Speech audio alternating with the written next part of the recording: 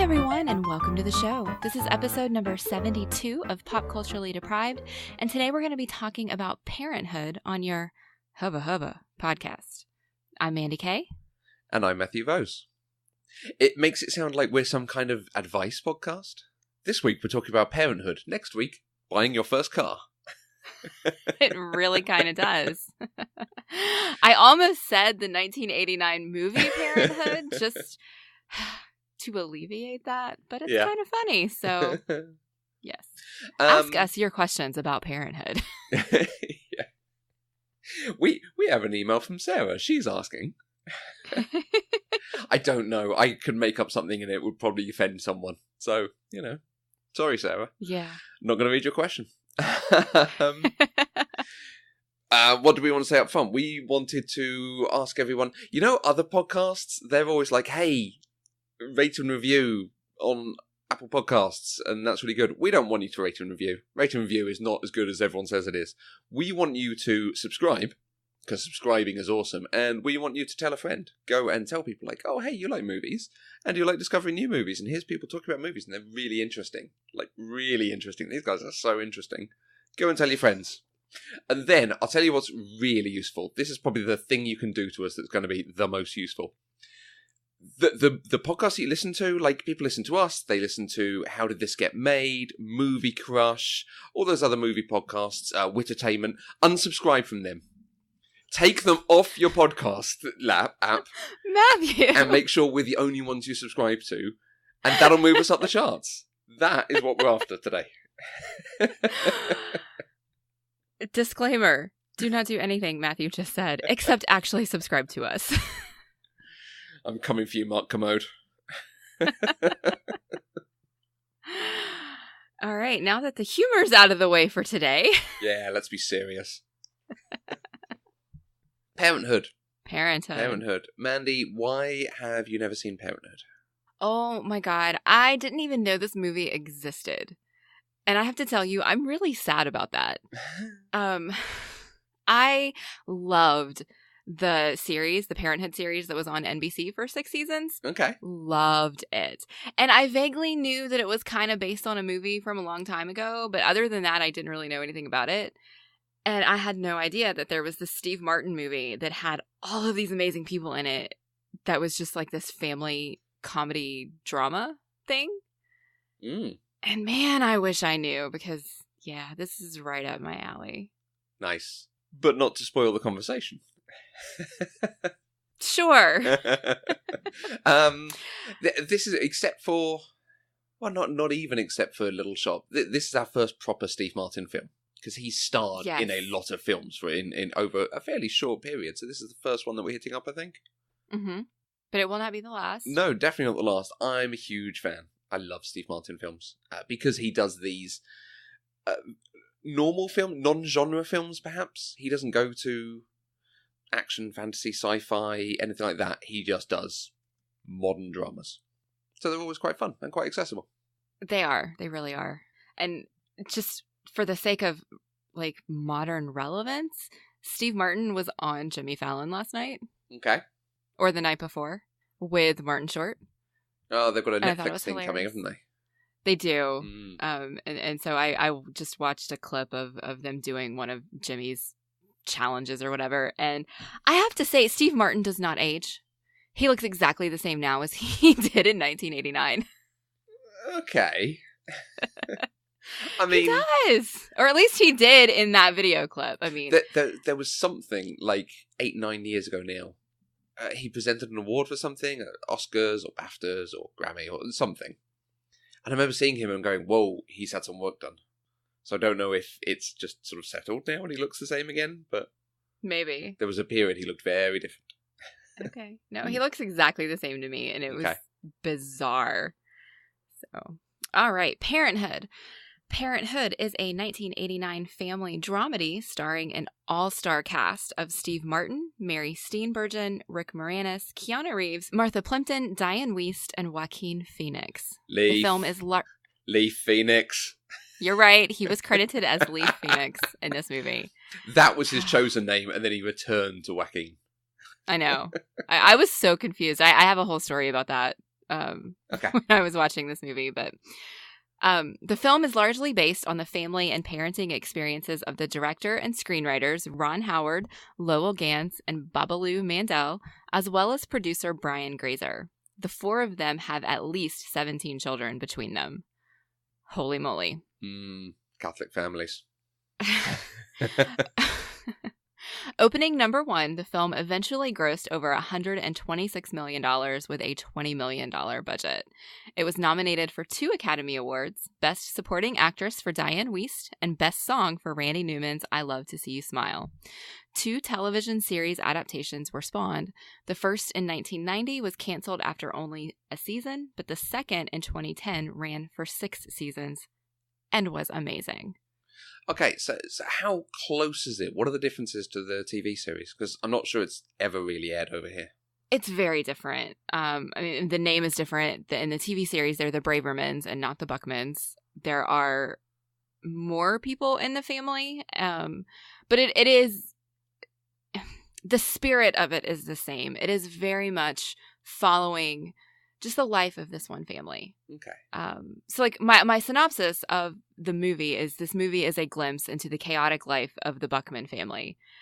And that's exactly what the TV series is. It's a glimpse into the chaotic life of the Braverman family. Okay.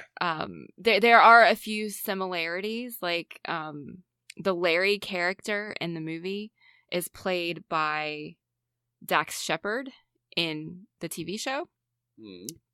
But he's not like this horrible gonna take advantage of his dad kind of character, but he is very immature, doesn't settle down, but he does end up showing up with a kid.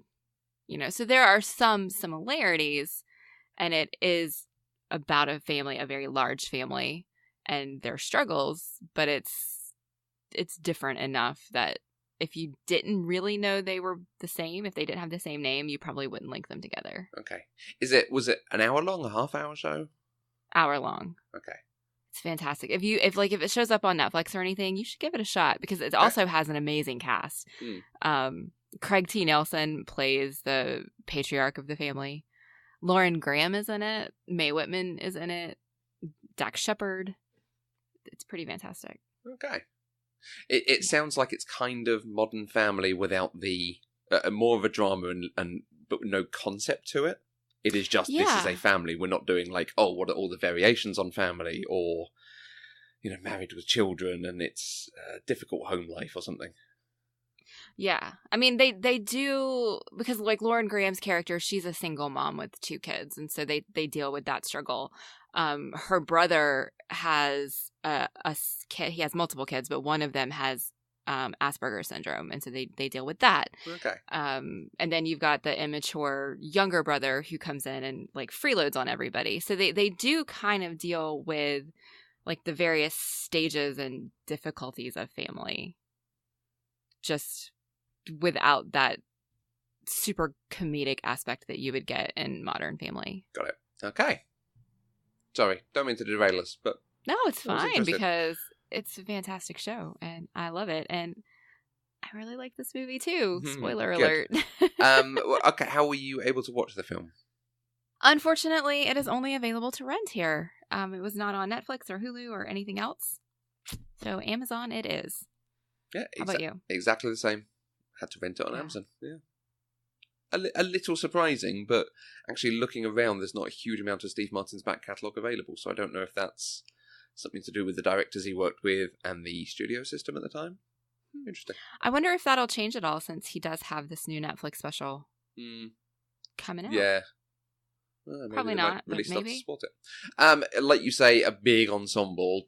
What's your experience of the main characters in it, the main cast? Can I just tell you how excited I was when I was watching? And this is a movie, it was still in that, it tells you up front who the cast is. And I'm sitting here reading the names and I'm like, I know who that person is. I know who that person is. Oh my gosh, I know who all these people are. That never happens to me. So yeah, Steve Martin, I haven't seen as much as I thought I would have, which we have previously talked about because he was on Little Shop of Horrors, so I've obviously seen that now. I've seen the Father of the Bride movies. I've seen both of the Cheaper by the Dozen movies, and then I'm aware of him just in general pop culture because he's Steve Martin. And did you note he does have a line in this of like, let's just have a dozen. Yes. Yeah, you will. Yeah, that's exactly what I thought. The first one of those, genuinely good film. Yes. I think I saw it on a plane and did not expect anything. Really enjoyed it. Mm-hmm. Yeah, I really loved the books as a kid. Okay. And so when I saw that they made the movie, I was interested. And it's different enough from the books, but it was good. Right. Yeah. Okay. Steve Martin does family drama really well. Like, he's known as a comedian, but he does this family comedy just exceptionally well. Yeah. Mary Steenburgen, she's always going to be the mom on Joan of Arcadia to me. Okay. But then she's also the mom on Elf. And she's Pornstash's mom on Orange is the New Black. Apparently, she plays moms. Yes. And she was, I think, the social worker in Powder, which I have seen, but it's been a long time. Okay. Yeah, Back to the Future 3 is, I think, my introduction to her. But I think she was also in, I want to say Independence Day? Is that someone else? She was not in Independence Day. Okay. I just watched that last week. The president's wife is someone similar to her that I put in the same sort of acting category. She is I cannot think of the actress's name, but she was the president on Battlestar Galactica. Yes. That's her. Okay. Sorry. No, it's fine. This is the second movie we've done that starred both Steve Martin and Rick Moranis. So Little Shop of Horrors. We've done Ghostbusters 1 and 2, so he was in those. He's also the dad in the Honey, I Shrunk the Kids franchise. So that's mostly my experience of him, other than just he's that guy that I recognize when I see his face. Yeah, a very Rick Moranis role in this one. Interesting. I think this is a very different role for him than anything else he ever did. Right. Okay. We'll pick up on that. Diane Weiss, she's in Footloose, the original Footloose, Practical Magic, Edward Scissorhands. And she's done a lot of like guest spots on TV, and so she just has one of those faces that I always recognize. But I can't specifically say, oh yeah, she was on Law and Order or Grey's Anatomy. You know, everybody's on one of those. Another Keanu Reeves movie, because we just talked about Bill and Ted. And again, Speed, The Lake House, The Matrix, Walk in the Clouds. You know, he's done a lot of good stuff. Yeah. Martha Plimpton was funny. I recognized her name, but I could not put a face to it. So when I looked it up and I saw her face, I was like, oh yeah, of course I know who she is. And then I started looking at the stuff that she's done, and she was the mom in Raising Hope, and apparently she was also in The Goonies. So she's just familiar to me. Like, I recognize her face. Right. And last but not least, we have Mr. Joaquin, Leaf. a.k.a. Leaf Phoenix. I first became aware of Joaquin Phoenix with the movie Inventing the Abbots back when I was in high school, which seems to be the movie that kind of relaunched his career. He took a break for a little while. And then after that, he's done some really good stuff. He did Signs. He played Johnny Cash in Walk the Line. He was in Gladiator, The Village, Ladder 49, which absolutely makes me cry like a baby. He's done some really good stuff before he kind of disappeared in obscurity again. And then he's doing all this new stuff that I just haven't been able to see yet. He's having a bit of a resurgence. Yeah. I really want to see Her. Haven't seen it yet. Okay. Okay, maybe not. On your list, you've not included Thomas Hulse, who played Larry. That's because I didn't recognize his name. Okay. So I figured I probably haven't seen him. He's the voice of Quasimodo in The Hunchback of Notre Dame. I've not seen it. Oh. At Disney, and you've not seen it? Yeah. But it's really strange. Since watching this when I was growing up, when I first saw this, and then watching it this time, I have seen Amadeus, and he was Wolfgang Amadeus Mozart. And I was watching this for 10, 20 minutes, like, I know this guy, and I know this guy from around this time, and I cannot think of what film it was. And I had to look it up in the end. It's like, he was Mozart. I was very pleased to realise that. Okay, yeah, apparently he was in Mary Shelley's Frankenstein, which I have seen, but I don't remember. Huh, interesting. Yeah, not super familiar to me. Amadeus is worth watching, though. That's a good film. Okay. Although apparently it was going to be, because I think it was based on a stage production, and it was going to be Mark Hamill, and I would love to see Mark Hamill do that part. Oh, but yeah. they then cast this guy instead, and like you can see how similar they are, as actors and looks. So anyway, I'm getting distracted again. Because there's a lot of good stuff happening with this movie. It's got a fantastic cast. Like a shockingly fantastic cast. Yeah, I think that was part of its drawing power. I don't think I'd describe it as a Steve Martin vehicle like a lot of his films were. This was actually a proper ensemble. He's just the biggest name of the time. Right. I found it fairly hard thinking up other things this was similar to. You've actually come up with a good list, but there's nothing else I can think of that is this kind of... There's no concept around it. There's no situation that it's in. This is literally a short period talking about parenthood. No, that's exactly. It covers a year, or it starts and ends with a significant thing. Yeah, I was trying to think. Like, I tried to kind of take a high level view of this. Yes, this movie is about parenthood specifically. I mean, that's what it's called, but it's a movie about a family. Yeah. Like, it's telling the story of a family. And so I started thinking of other movies that do that. And I kind of, some of the ones I have listed here are a stretch, but I've seen Dan in Real Life, which I think is probably the closest to this that I could come up with. Cheaper by the Dozen. It's another Steve Martin family comedy drama. Mrs. Doubtfire does something very similar when you think about how it's focusing on the father and how the father is relating to the children. Yeah. And then you've got movies like Elf, Christmas Vacation, Meet the Parents. I threw Mary Poppins in because it kind of is a family movie.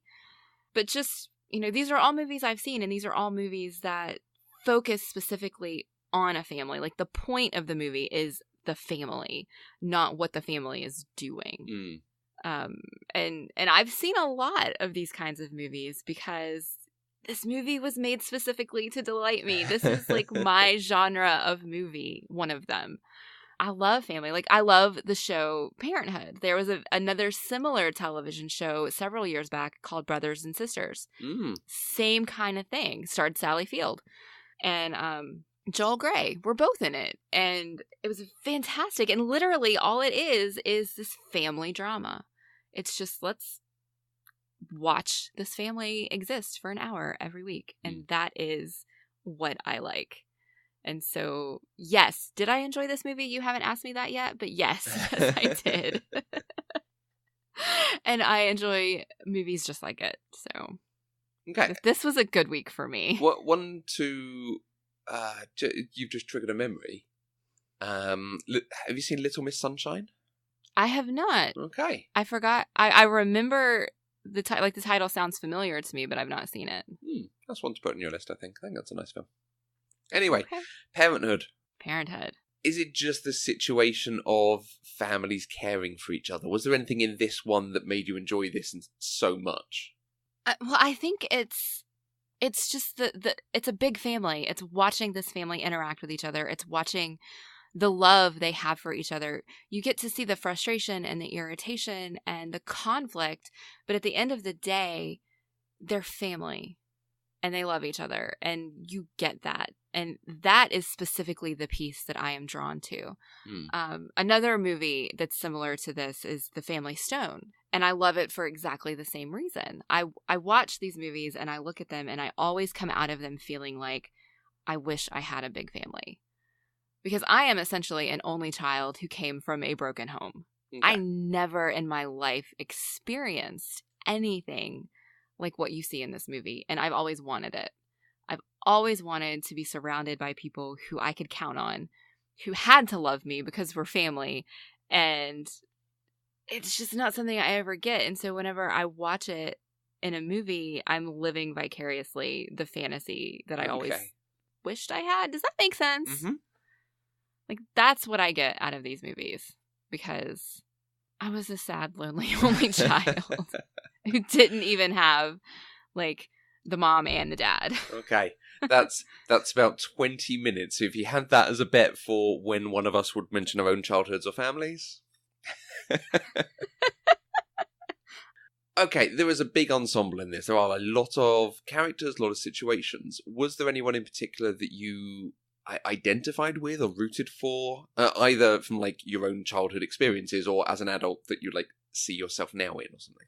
Oh, that's a tough question.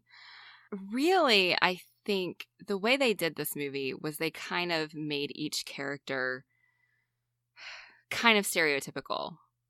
Just because in trying to get all of the different family dynamics in a movie, it's easier to write one character as this one thing and another character as this other thing. And so you've got Gil, who's the businessman, and you've got the slacker who was Larry saying, I don't ever want to be like Gil. They're very polar opposites. And in real life, there are people like that, but generally you're going to have a mix of qualities. And so it's harder to say, yes, I identify with a single character because people are layered. People are an amalgam, if you will. Nice. But I think the qualities that I relate to the most are Susan, who was Rick Moranis' wife. Mm-hmm. She has spent her whole married life trying so hard to be what he wants her to be instead of who she really is, to the point that she has a shoebox of snack food hidden in her closet. She is a grown woman living in her own house, and she is hiding food from her husband. I see bits of myself in that. Okay. More in the past than now, because I have grown as a human being and as a person, but I have always been a people pleaser, and that's what I see in her. But she also grows, she gets the confidence and the strength to leave him when she realizes this isn't working, and then, of course, they work it out happily ever after. It's a movie, whatever. I also do see myself, or at least I want to see myself, in Helen, which is Diane Wiest's character, because even though she was a little bit frustrating at times, she was such a strong woman. She was taking care of her family. She was doing the best that she could. And then when her own daughter was struggling, she stepped up to be her mom. Yes, of course, she channeled Joy Summers and said, if you leave, you can't come back. But as soon as she left, she ran out into the street and is hollering after, Julie, honey, I'm always here if you need me. Sweetheart, honey, be careful. If you want anything, just call me. Julie. And so she's a hard ass, but she loves her kids. Yeah. And she wants what's best for her kids. And I really admire that. So yeah, I think those two are probably the two. Like, if you put the two of them together, you probably have a pretty close representation of who I see myself as, or who I want to see myself as. Okay. And there's none of the children that you're like, oh yeah, I was like that. No. Okay. Because I was definitely not like Patty. And I was definitely not like Justin. Wasn't like Kevin or Gary, and Justin? I don't remember any of... Justin was the one who put the bucket on his head and ran into the wall repeatedly. Yeah, no, I don't think I was like any of the kids. No. Okay. What about you? Ooh, it's probably Mary Steenburgen. Okay. Honestly, she was the most well-adjusted character in the whole movie. Yeah, I think, it's that kind of, she's very level-headed and just deals with everything that comes, which is not necessarily me all the time, but it's the one that I watch and go, she's at least got some level of equilibrium. Like you say, everyone else sort of tends towards some larger stereotype. Because they've got so many characters, they can break out roles, whereas, like you say, normally you might have one character actually shows several of these things in different interactions with people, so it makes them seem like a more fully formed character. But you'd start having people having too many plots or taking too much space. You might as well break it out into two different characters. Right. Did you see yourself in any of the children? I'm not sure. I mean, Kevin was a wonderful actor. The fact that we start off with the thing of making jokes about him making the face over and over again, but the kid actually does have a really good face when he's stressed. Yeah. Like, oh, that poor lad. And I don't think, they use words like sensitive and so on, and it might be now we'd be talking about somewhere on a spectrum and further diagnosis maybe, but I feel like maybe there was that just adjusting to dealing with the world around you as you grow up. Yeah. Yeah. But I suspect that's also a thing most kids feel, so who knows. Okay. Rick Moranis and His wife. It's terrible. I can never remember the characters' names. Susan.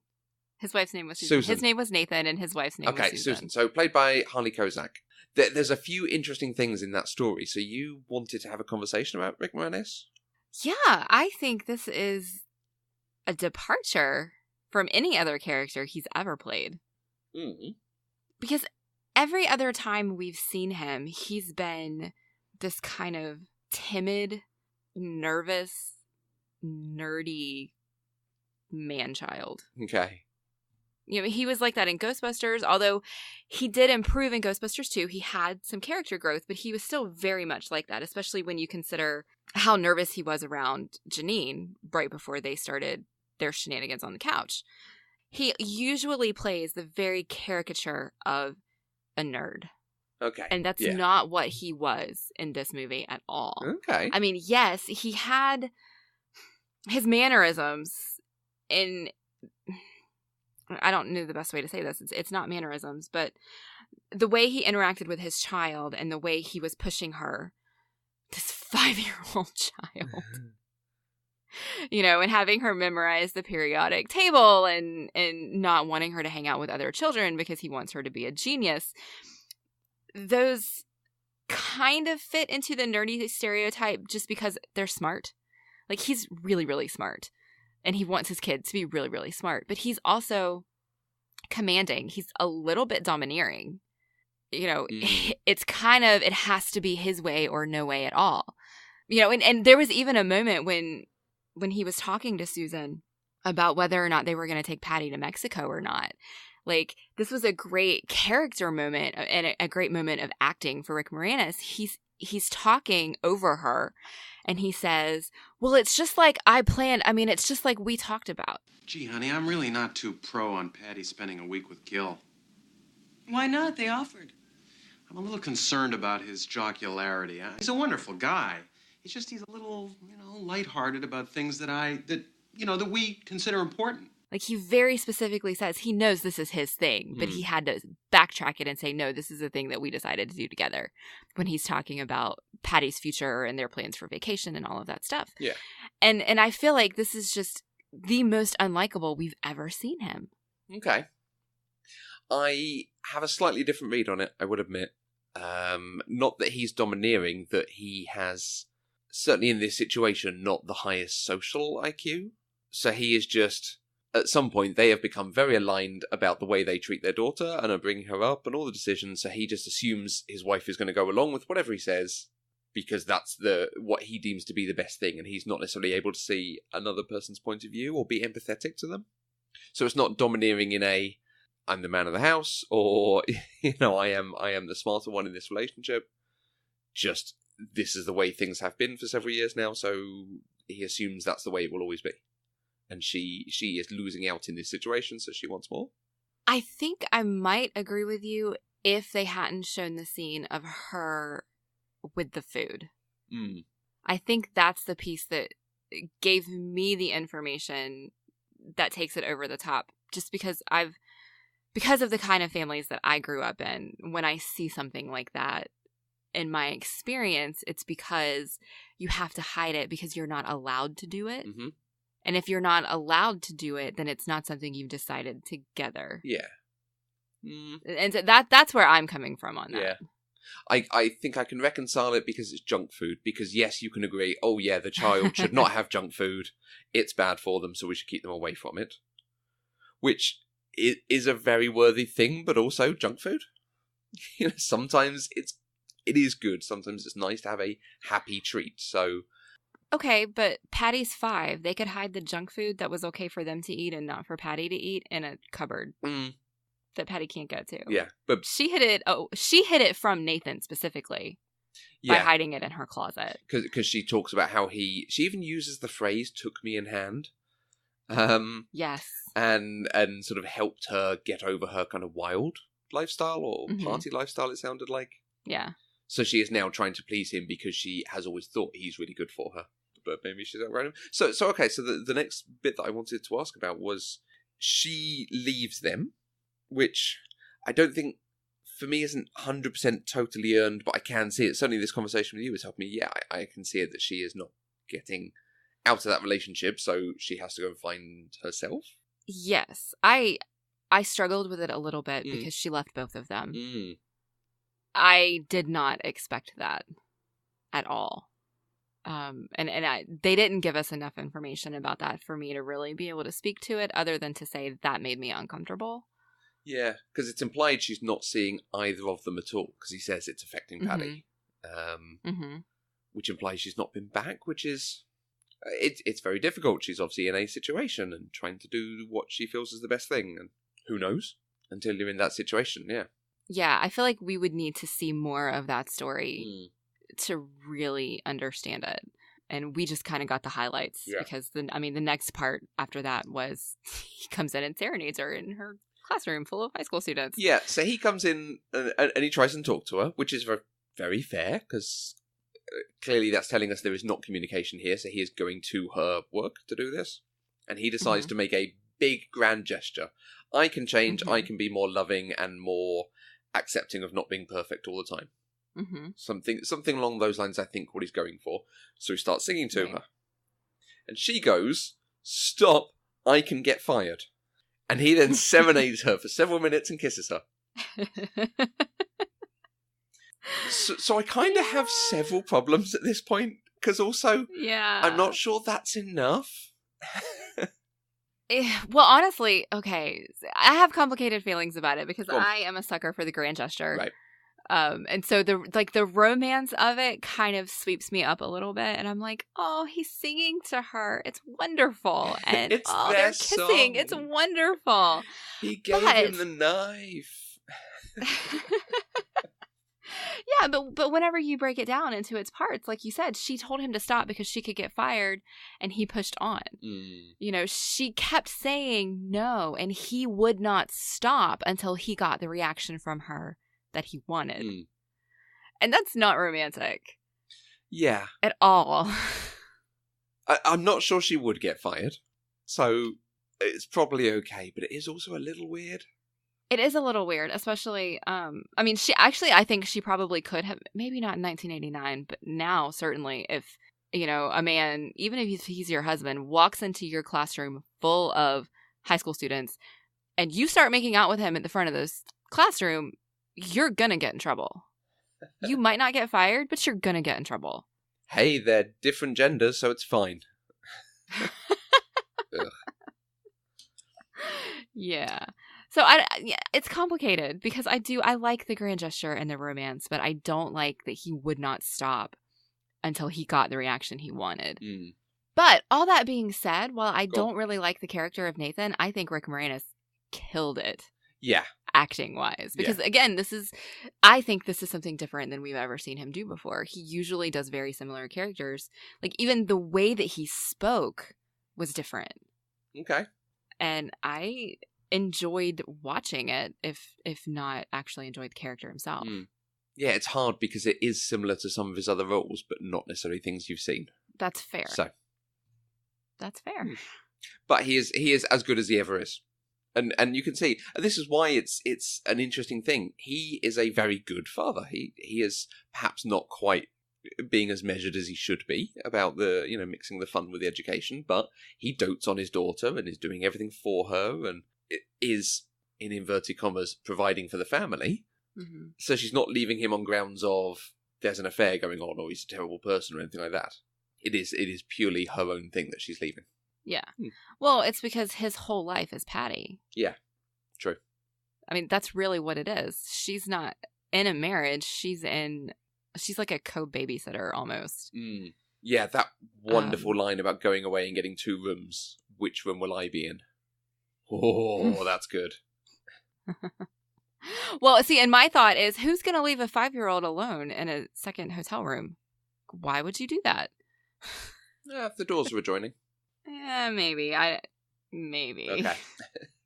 She is a very, very grown-up 5-year-old. That is true. Yeah. She was adorable.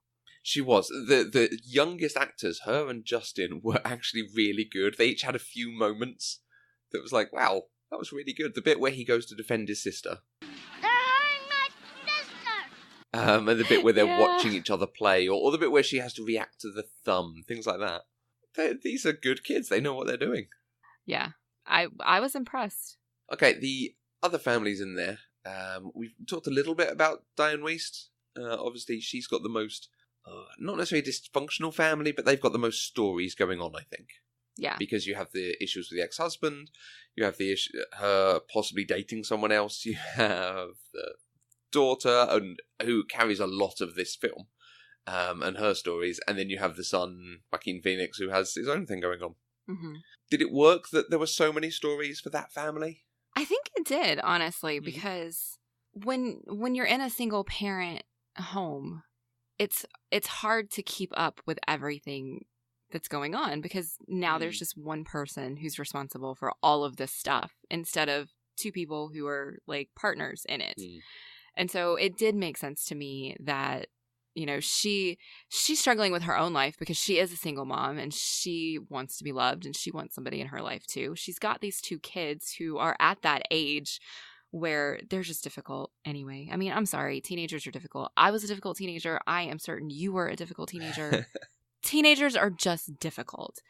And when you've got a teenage boy who doesn't have a man in the house to teach him things, you're going to get that reclusion. And I think it worked. And I think the way that she related to both of them worked really well. But that could just be because I'm biased. I don't know. My mom was a single parent for a while, so, I mean, I'm an only child, so we didn't quite have those same dynamics. But... No, but you again, you can sort of put yourself in that position a bit. Yeah. And yeah, it's absolutely earned that Diane Wiest, like you said earlier, was nominated for an Academy Award for this, because she's terrific. She absolutely killed it. Yeah, she did a lot of heavy lifting, because she had so many different emotions to deal with. You know, there was only one bit where I struggled with her parenting just a little bit. And then I was trying to walk it back a little bit and see if like it's a knee-jerk reaction or do I really feel that way? And that was when she didn't get upset at Gary at all for destroying his father's office. Right. I struggled with that just a little bit. Okay. Like, I understand, you know, being there emotionally for him when his father has let him down again and again and again, and he's hurting. And so you have to be the supportive mom. But at the same time, he just committed serious vandalism that had like an actual dollar cost related to it. And he should have some consequence. Yeah, I kind of feel like she's so angry at her ex-husband. She's like, I can't be mad at you for that. Okay, maybe. I didn't even consider that. I think you're absolutely right. But she, like you say, she has to do so much because she's not only doing a lot of the drama with her kids and her own story, she's got a lot of killer lines. And she actually gets to be funny as well. And so often in these things, the women are cast as plot killers, very serious, the straight man, something like that. Obviously, straight man in inverted commas again. But Diane Wiest actually particularly gets to be quite funny and have just lines back at things that are the sorts of things Steve Martin often gets to do. And it's really nice to see them in the kitchen, you know, some gender stereotyping there, but putting things together. And her, like, they talk about the ex-boyfriend. She's like, what a loser. Oh, he was in a Rolls Royce. Yeah, I was talking about me. Oh, I just love that they let her cuss all over the place. Like, I feel like that was progressive for a movie of this time period. Like, I mean, this is still in the 80s. And she's a single mom, and she's running around saying, God damn it, all the time. Yeah. And I loved it. Like, they gave that to her to do. Nobody else got to do that, but she did. I thought it was pretty spectacular. Yeah. And on that, there's a lot of themes and stuff going on that the film reacts very well to. It would have been easy to write, you know, he gets the vibrator out and they're disgusted and shame her for it. But there's no shaming. It's like, you know, you're fine. She does this thing and they're all a little bit awkward about it, but it is still treated as this is just a funny story that we will relate in future.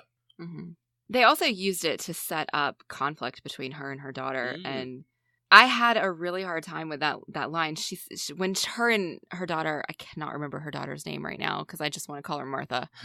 But when they're fighting and she's getting ready to leave, to go move in with Todd, she throws it back in her mom's face that she has the battery-powered device. Well, I thought someone in this house ought to be having sex. I mean, with something that doesn't require batteries. What did you say to me? Damn it, you get back here! Open this door, God damn it to hell! I would just like a little respect. Not a lot, just a little. Do you know why I'm having sex with machinery?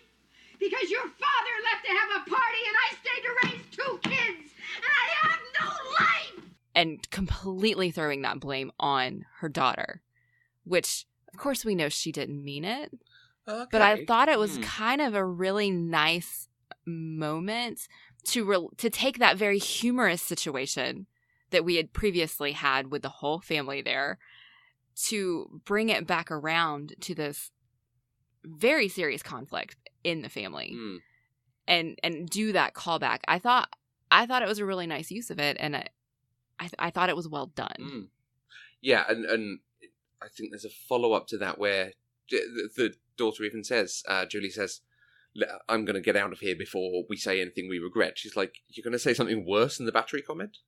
Which is kind of joking, but also kind of, you can't talk to me that way. At least give me a little respect, like she's saying. And it's really interesting. I didn't read it that she was kind of throwing it on the daughter. She was saying, look, I stayed here and looked after you, and he left. Not saying, like, he left because of you or anything, but I'm the one who stayed, so you've got to give me some credit for doing things differently. Yeah, no, I read it the other way because they were fighting. Because she was saying, well, the only reason I needed it anyway is because I had to take care of you and your father left me. And maybe that's our own personal experiences and biases determining how we read that scene. Yeah. Yes, I want to be very, very generous to her. It's like, oh, she's so funny, and she's actually quite strong through all this. She's the one who she's got her head screwed on about the way to treat her children. I mean, she doesn't quite get how to do it, but she is, I'll do anything for you. She's trying. I'm not going to over-discipline you or spoil you or anything. I'm just going to be here. Yeah, well, and I mean, they follow that scene up directly by Julie leaving, and she runs out into the street. Like, if you need anything, I'm always here. Yeah. You know, all of a sudden, it's very syrupy sweet. She's like, oh, shit, my daughter's actually leaving. I need her to know that I am here for her. Yeah. And I think that's realistic. I think you fight and you're angry, but you still love somebody, and you have to figure out how to balance that. And I think that's what they were trying to show. Yeah, totally agree. God, I love this movie. And so, almost the last point on this family, I think, I wanted to mention the bit where the son, Gary, wants to go and live with his father. So she actually gives him the work number, and he calls, and the father lets him down. And it's played a little bit like she's saying, okay, you can go and live with him, without expecting the father to turn it down. But when the whole situation started, I thought, okay, I'm going to let you hear it directly from him that he doesn't want you, and that she's been protecting him from that. How did you take it? That's how I took it, because she sat there and she had tears in her eyes as she watched him talk. And I think my note was something like, she's waiting because she knows her son is about to get his heart broken. And so she was waiting so that she could be there for him when he got off the phone. And then she tried, but he wouldn't let her. Yeah. But that's exactly how I read it, because she decided, it's a no-win situation. Like, she could have continued to be the bad guy and kept Gary, like, angry at her, but he's already so angry that wasn't going to do anything. And so I think she had to make that decision. It's time for me to stop protecting him and to let him try and see what happens, even though she knew what was going to happen. Yeah, and she handles it so well, the whole thing. Terrific. It's great story. It is a great story. Do we want to touch on Larry at all? No, because Larry's an asshole. Yeah. I mean, it's really good to give us the full picture of the different types of people they are who care about children, and the different types of people you get within a family. Because Larry and his dad are very, very similar people. So you can sort of see that coming there, but it's just that the whole thing is very frustrating and hard to watch. It was hard to watch. It was heartbreaking at the end when he decides to leave. Like, I knew he was going to do it, but I was hoping that, like, his dad is giving him every possible out. he's like, I am going to pay this bill for you. They're not going to kill you. I just need you to like settle down and actually be responsible. But I'm going to pay this for you. You don't have to worry about it. You're going to be taken care of. And almost instantly, Larry's like, well, but what about this other thing? And he doesn't even consider his son at all. Like his son isn't, I don't even know that he considered his son at all until his dad brought it up. Yeah. Like I think he forgot he existed. And I just don't have time for people like that. Okay. So let's ignore Larry. It's good because otherwise the film might be lacking a little bit of edge. You might have to spend too much time on other characters. So it is, like I say, it's a nice comparison. But there was a lot going on elsewhere. Yeah. Well, it was also nice, though, to see how quickly he was willing to take in Cool. Yeah.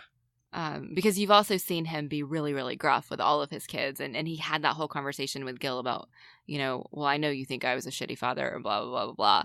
But then he is just so quick to take care of this little boy and not leave him, like, just floundering out there. Yeah. And I thought that was nice. I thought it was really interesting, the relationship with his wife. Because they did not seem to get on at all. And I felt like there was more story to that than we were being shown. Mm-hmm. Yeah, but then weirdly, at the end, they looked very happy together. When everybody was at the hospital. Yeah. Like, because they showed them smiling and, like, they were kissing. And it just seemed very different from the dynamic they had in the whole rest of the movie.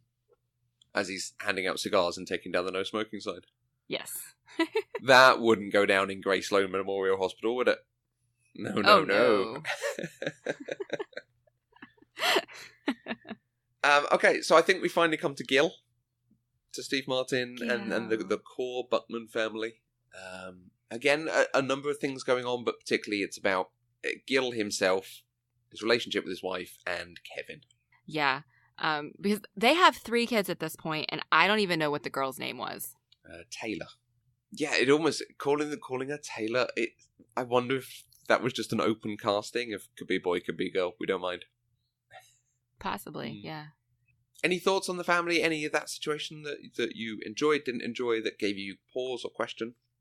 No, I enjoyed every aspect of their family because I think even when they were fighting out of love, and it felt very real to me, and they tried their hardest to be good parents, and they really wanted what was best for Kevin, and they were trying to figure out how to do that and to help him while also, like he said, he didn't want there to be a stigma associated with Kevin going to a special ed school.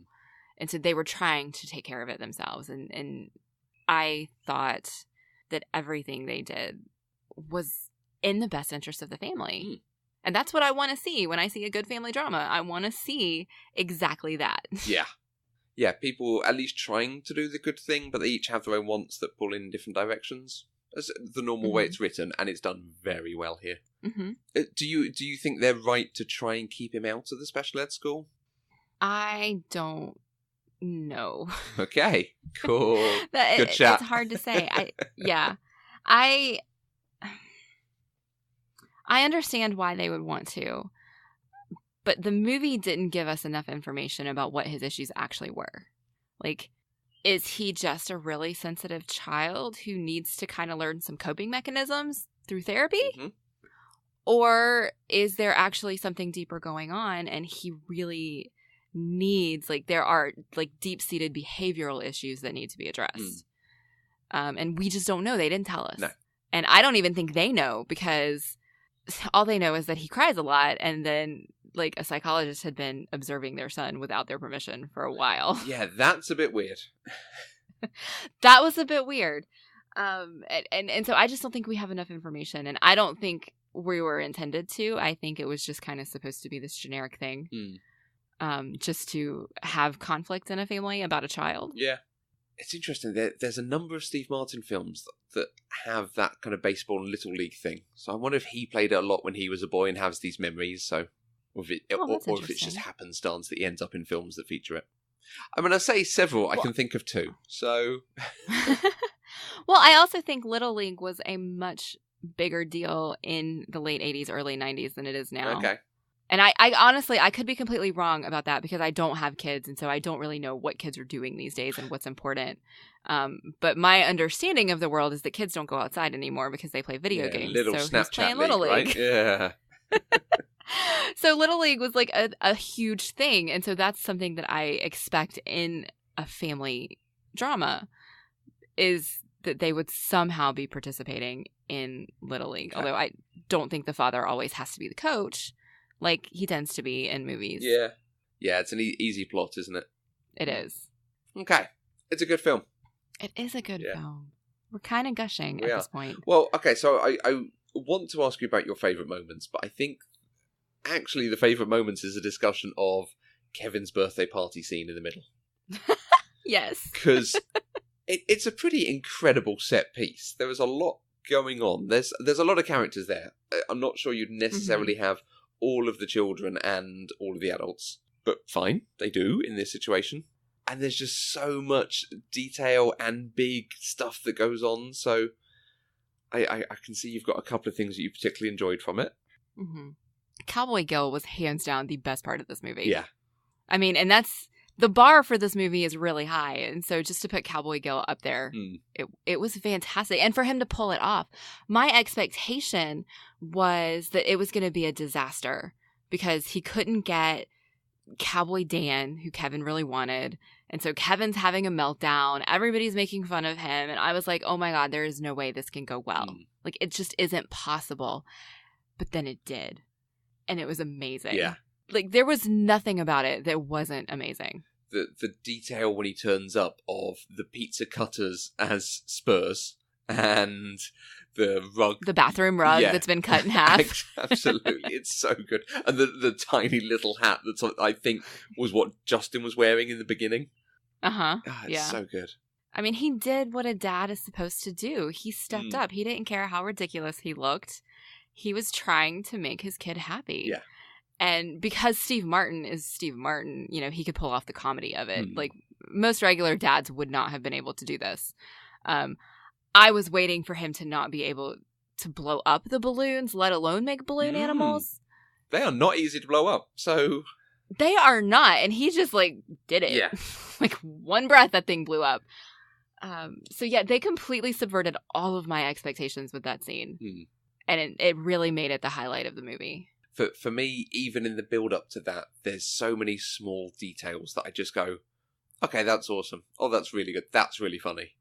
Like the well-made piñata that no one can break open. And this film is basically my only experience of piñatas. Like, this is what I expect them to be like.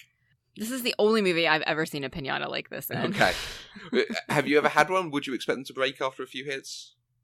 What's the deal? I've never had one, but yes, they should break after, you know, maybe not one or two, but after a couple of kids have whacked it, it should start to break. Right.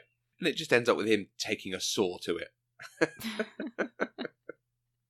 Yeah, it was funny. It was a nice little montage there. Like I said, I love the bit with the thumb, the thumb trick, and then Patty's reaction to it because she doesn't know it's a trick because she's a very small girl.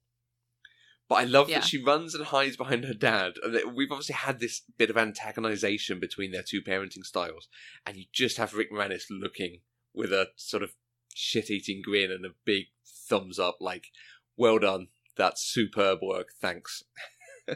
Yeah. Oh, he's a little bit of an asshole. And I don't know why, but I loved the giant tub of M&Ms that Mary Steenburgen walks out with at one point. Like, it's a huge tub, and I just sat there going, I really want some M&Ms now. So, you know, product placement works. It does. It really does. That was a lot of M&Ms, but there were a lot of people, a lot of kids at this party. A lot. But finally, you know how every so often I've mentioned things that like have become family mythos or things that my family do based on movies? Mm-hmm. Someone doing a balloon animal anywhere near my family, my dad, myself, one of us will go, it's your lower intestine. Oh, I love that. That's so good. And great, like, kids will enjoy that. That is a funny sort of thing to do. Yeah, that is hilarious. Like, that whole story that he did, like, this is how little I know about age appropriateness. I'm sitting here listening to him tell this story about, you know, Cowboy Dan's guts are everywhere and he's like slipping in them. And I'm like, why are you telling the story to a bunch of 9-year-olds? Oh my God. And they're all just laughing and cheering. Yeah, I clearly know nothing about children. You can lower intestine. That's fantastic. Outside of the party, was there anything that you would say is a favourite, a great moment, something you loved?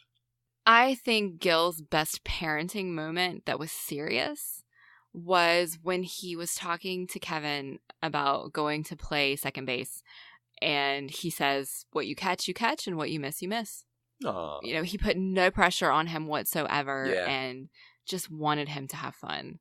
And that is how you parent as a coach. Like, that is how you do that. And it didn't really work. I mean, Kevin didn't catch it, and he ended up upset. Why'd you make me play the second base? Blah, blah, blah. But he tried, and he tried so hard. Well, and that's the moment where he does start daydreaming about his son ending up valedictorian at college. And then, when it all goes wrong, daydreaming about him shooting up the college. Which, I don't think you do that anymore. I'm not sure you do that scene. Yeah, like that scene, my whole reaction to that scene was, yikes. That is definitely not something that you would do now. You know, you mentioned about Steve Martin's looks the same all through his life. It's kind of interesting because it opens up with him saying, oh, I'm 35 now. I'm father to 3 children and so on. He's actually like 44 at this point. And then when he definitely is not 35. Yeah, when it goes forward and he's presumably, about another 12 years older at the valedictorian speech? Oh, yeah. But they've got him, you know, looking much older, looking like almost like a proper old man. I'm not sure they quite hitched him right. Yeah. But he's also very good for the role. I don't think it's a problem that he's not as young as he says he is, but I also wouldn't have had an issue had he said, I'm 40. Well, he didn't even need to say his age. No, true. He's just been like, I'm a parent now. Yeah. So the last thing that I really, really, really liked, and I've kind of talked about this a little bit, is Helen and how she overcame her excessive dislike of Todd. That Todd. That Todd. Yeah. And like actually took him into her home because they got married. Like as soon as they got married and she realized this was an actual thing for her daughter, that it was going to happen whether she was there or not. She decided to support them. She took Todd in. She asked him, do you want me to make you breakfast before I leave? And he's just like, no, blah, blah, blah. You know, and she completely rooted for their marriage. You know, when she found out that Julie was going to have a baby, she was freaked and she was like, oh my God, I'm too young for this. But she was still supportive. You know, and she did say things like she said to Gary, I give it 6 months. Yeah. But she would never do that to Julie's face because she's trying to be as supportive as possible, even though at the beginning, like, she was completely against them being together.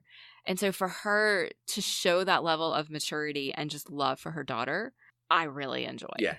I thought it was really nice. It's good, solid parenting. And like when she knows that someone needs to speak to Gary about sex and give him some sort of sex education, and she gets over her whatever feelings about Todd, and she's like, is this someone you can talk to?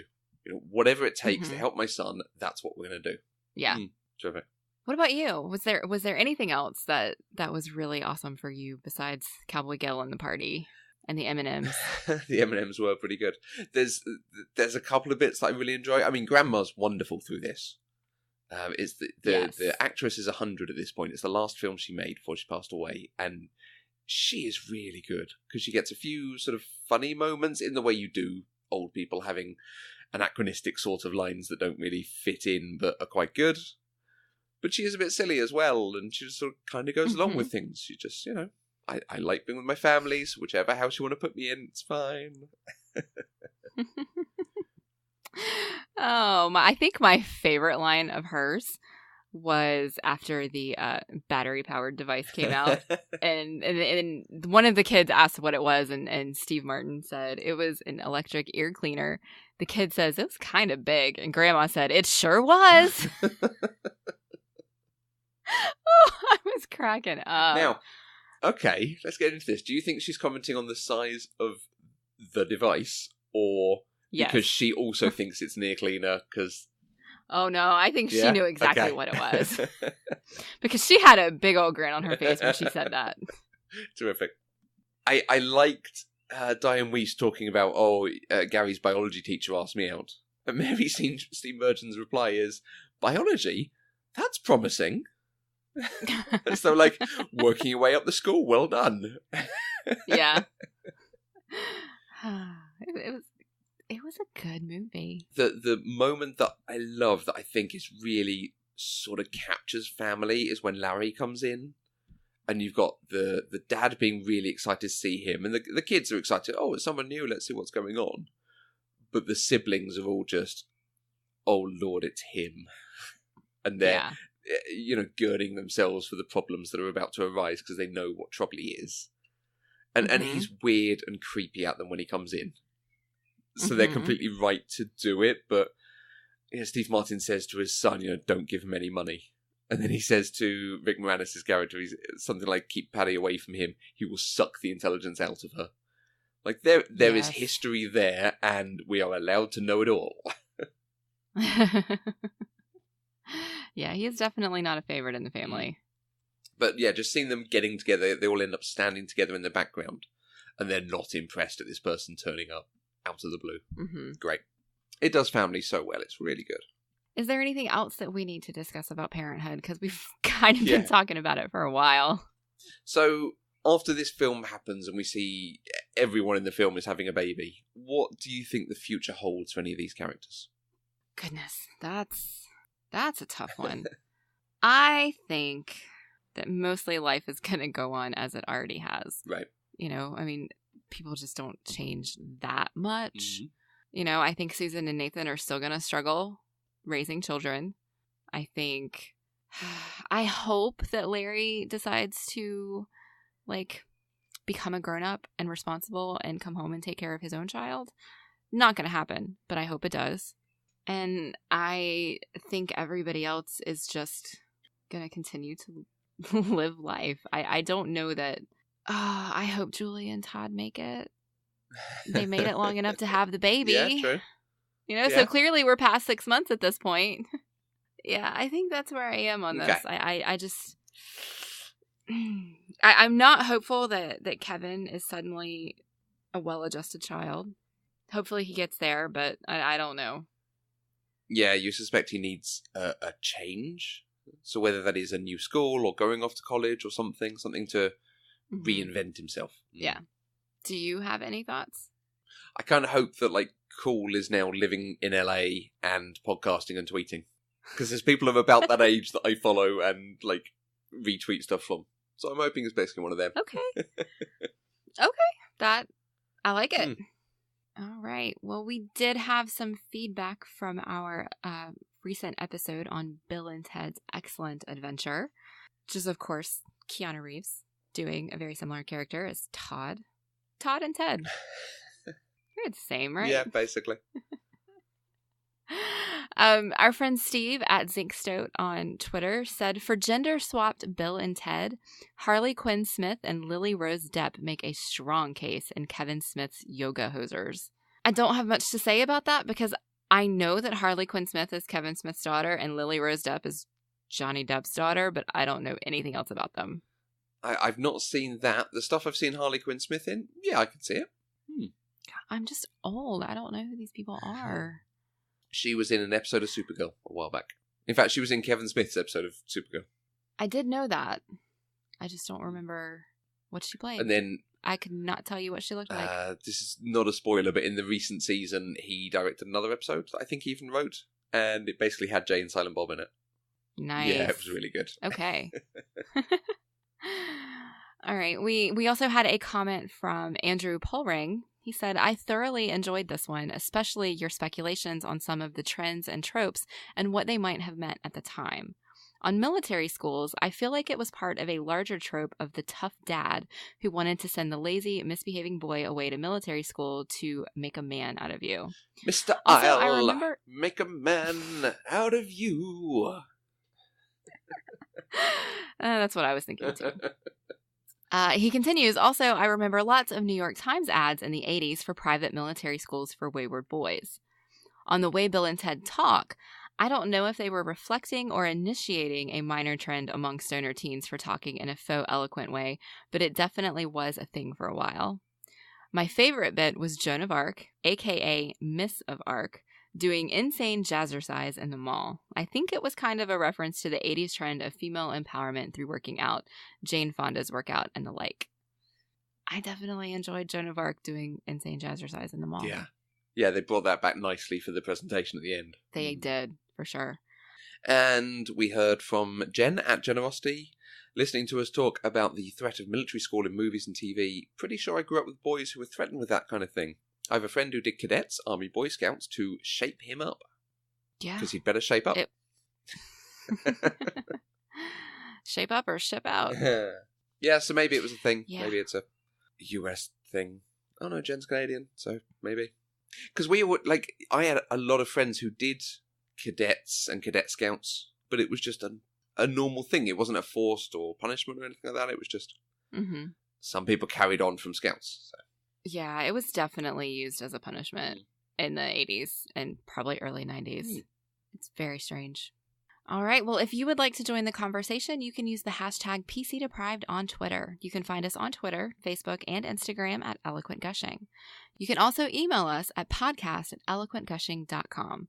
You can find us both on Twitter. I'm at Mandy Kay. And I'm at Matthew Vose. We are 100% funded by listeners through our Patreon page. Anything you can give gives access to exclusive content and helps to support the network and develop other shows. If you want to find out more, visit patreon.com/eloquentgushing. And don't forget to check out the homepage, eloquentgushing.com, where you can find other shows that we do for the network. You can find our back catalogue, and you can subscribe to our weekly newsletter for the latest news and announcements.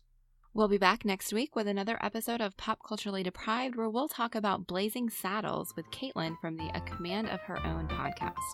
Until next time, I'm Mandy Kay. And as far as I'm concerned, your grandma's brilliant. Pop Culturally Deprived is an Eloquent Gushing production. For more information, visit eloquentgushing.com or find us on Twitter at Eloquent Gushing.